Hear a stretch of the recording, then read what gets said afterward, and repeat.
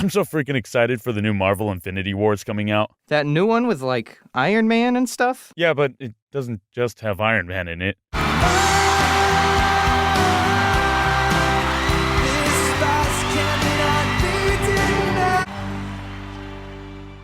Also has, like, the Hulk. We should go see it. I'm down. I mean, I've never seen a single Marvel movie before, but it looks cool. Yeah, it's gonna be like one of the coolest... Wait, what? What? You've never seen a single Marvel movie in your entire life. Like, none of them. How? What the heck?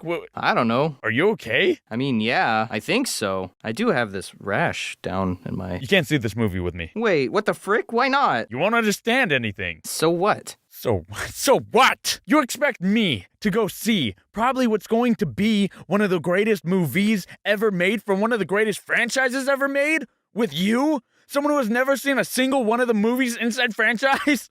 I don't know why I rhymed in the beginning of that sentence. I mean, yeah. No, not gonna happen. Come on. Who cares, really? Isn't going to see a movie not really about the movie itself, but more about the experience? I'd rather die. Fine. I'll go watch the damn movies. Nope, can't do that. Why not? There's no time. I have plenty of... There's no time. Now sit and let me weave you a tale. I don't really think I need a fursuit. So in like 2008, Marvel decided to make a movie called Iron Man, which was dope, and basically innovated the way superhero movies were going to be made. Wait.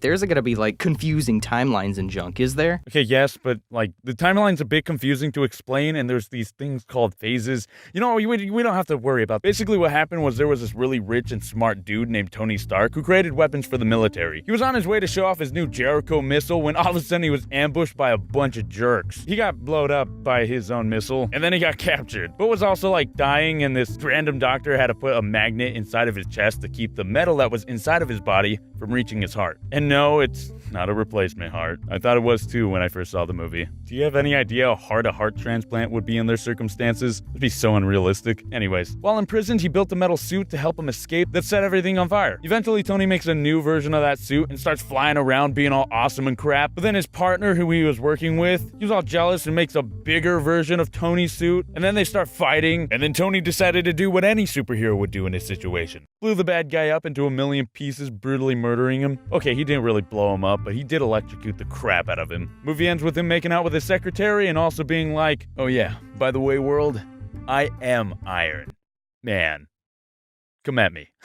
After the credits, your boy Samuel L. Jackson invites Tony to be part of a team, which sounds ominous, but that comes later. The Incredible Hulk, probably one of the strongest, coolest, and most badass character in the Marvel Universe, who also can't control his powers and is like, super dangerous. Anyway, so basically, this dude named Bruce Banner, a really smart dude, was trying to recreate this experiment that took place in World War II that made peeps turn into super soldiers, while also making them immune to gamma radiation. Well, he fucked that up because he's a huge fucking idiot. Like, literally, he can now change into a very giant, unstable, angry green version of himself, but he's also, like, super cool. The problem was, these other dudes, Blonsky and Lieutenant Ross, realized how cool he was and was like, we need him as a super weapon for the military. So the Hulk went into hiding, until he was found by accidentally cutting his finger and dropping some blood into a bottle at a bottle factory that he was working for pesos. It killed an old man. Blonsky takes some steroids and tries to fight the Hulk at some university, but gets his ass beat because the Hulk is just too cool. And Blonsky was like, frick, he's too cool. Give me his blood. And injects Hulk's blood into himself, causing him to not only become super freaking cool, but an abomination. That's his name. His name is Abomination. They meet up and start fighting to see who is cooler and has the bigger penis and start duking it out. And Hulk starts realizing that their fighting is about to get his girl killed. So he gets up, saves her ass, and lets the Abomination know he got to first base. Hulk! Smash! That's what first base means, right? Movie ends, and after the credits, your boy Tony Stark is now asking Brucey Boy if he wants to be part of his team. Next is Iron Man 2. Nothing to really add here. Stark gets cooler gadgets, gets drunk a lot, they introduce War Machine, fights a dude with electric whips, and boom! Iron Man made a new element. Also, he doesn't need his chest magnet anymore to live. He just has it there for, like, decoration, I think. Wait. Hold on. Iron Man made a new element? Yes. Thor! Definitely as cool, if not more cool than the Hulk. He's a Norse god who has the power of thunder, himself, and anime on his side. One of the strongest and most powerful superheroes in all of Marvel history, had probably one of the more boring movies. I mean, he comes to Earth to get his hammer that only the worthy can hold, meets a girl, fights with his adopted brother Loki, makes out with previously mentioned girl, and gets his hammer. He becomes worthy. It wasn't the best, and the only thing you need to know is after the credits, it showed the dad of the girl, who was a scientist, talk to our boy LJ, aka Nick Fury, who asked him to study a mysterious Rubik's Cube from space. Do you like America, buddy? Then meet Captain America, the first Avenger. So remember that experiment I told you about that Hulk tried to recreate? That's this dude, Steve Rogers. The year was World War II times, and Stevie Boy decided he wanted to be a hero, so he joined the military. Problem was, he was weak as crap and probably dying. So he begins training for this other program in the military called the Super Soldier Program.